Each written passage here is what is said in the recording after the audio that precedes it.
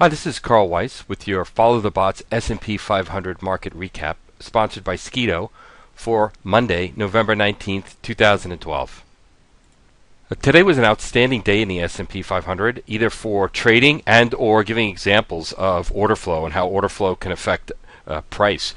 What we have down here in the bottom pane here on the price chart is wind. S&P 500 wind. That's the Weiss intermarket neutrality detector.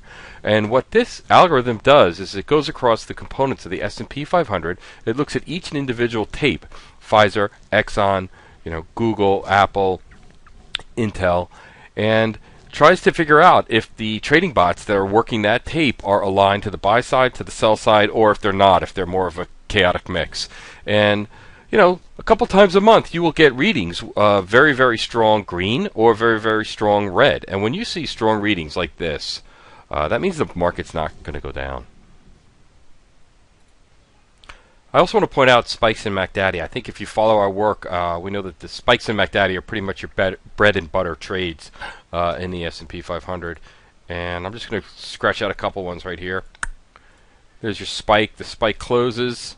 You don't know the spike actually closes till the close of this bar, which is the open of this bar, but that's a very clean entry. If you get in the open of this bar, that's 72.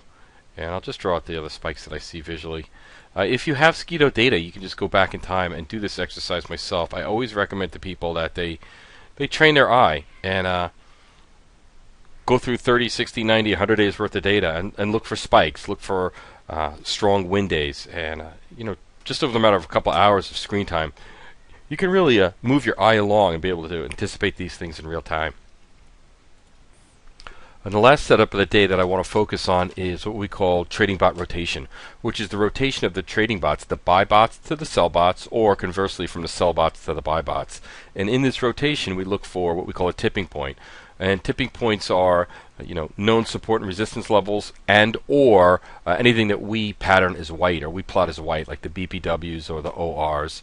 And I'm going to blow up the chart here a little bit so you can see the only clean rotation we had here was this equity high frequency trading reversals, these green to white to red. We had orders replenished, which was simultaneously which HFTSS, which is a high frequency trading sell surge.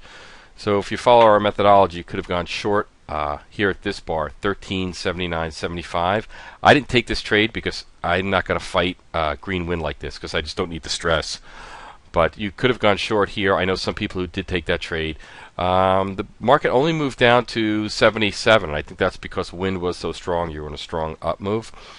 Still, there was, that's 11 ticks in that move, 2.75 points. So, if you get a point or two in the trade and you tighten up your stop, which would be in all likelihood one tick above the most recent high, stop would have been at 13.81. Great little trade. And of course, price marched up with the green wind. So, actually, one other thing to note: you see higher highs as price moves up. You do see higher highs in MACD. So, increasing MACD and increasing price, kind of like a momentum play. So, I hope this helps. This is Carl Weiss from Skeeto. I'll talk to you soon.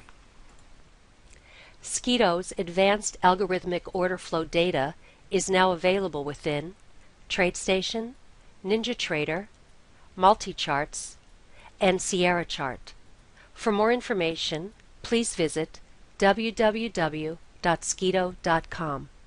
This is Cuerva from Skeeto. Happy trading.